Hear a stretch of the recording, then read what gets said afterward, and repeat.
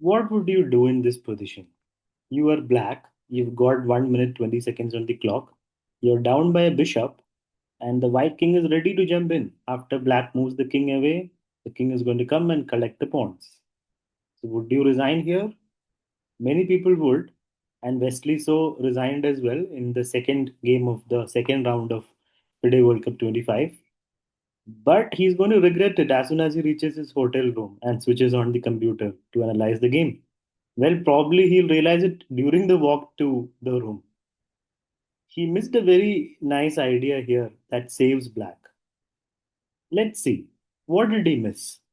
So the king will get in. So let's say we play king g5. King gets in. You bring the king in. And now let's say he plays a waiting move like king f4.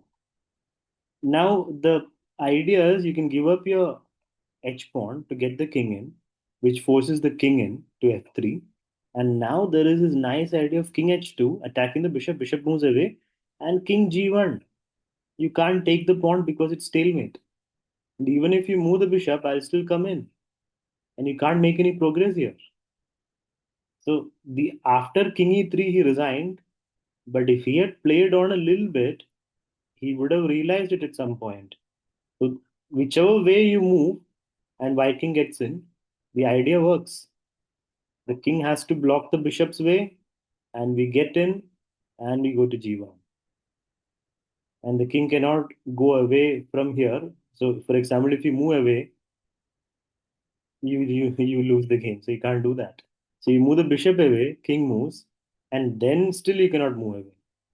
You go to g4, just g2, and it's an equal pawn game. You can't do anything here as well.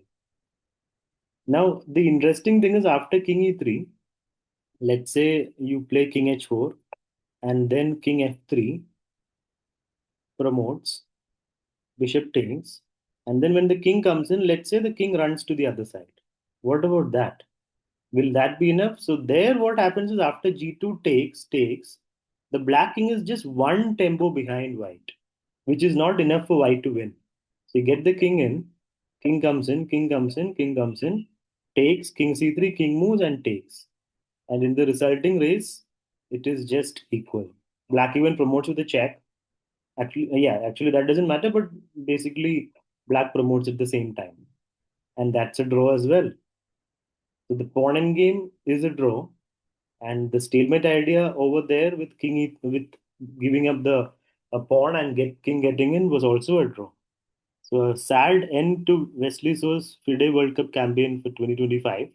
Now let's also see how this happened because a couple of moves back, the whole position changed when white played a4. So here in this position, it's important for white to allow black to choose one of the moves, then you play a4 and b4. Because if black tries the same thing with b4, like imagine we wait, and then black plays the same thing with b4, we can take. And now that pawn in game will be winning because you'll be collecting the pawn, you're one tempo ahead, and you get in front of the pawn and you win the game. And if they play a4, same you play b4 or you can take. If this happens, a4, actually taking would be a draw as well because it's a rook pawn. So you play b4 and that's winning. Because if the same thing happens, let's say king g4, king comes in, king f3, you push, bishop takes, king comes in, and you get the king out of there, push, takes, king takes, king moves. Oh, he's getting both the pawns. That's not even close. So the mistake by white was a4. That's where the game changed. And Wesley so played b4. And now this position, it looks resignable because white looks like he's just going to collect both the pawns. But there was a draw hidden in the position, which Wesley so missed.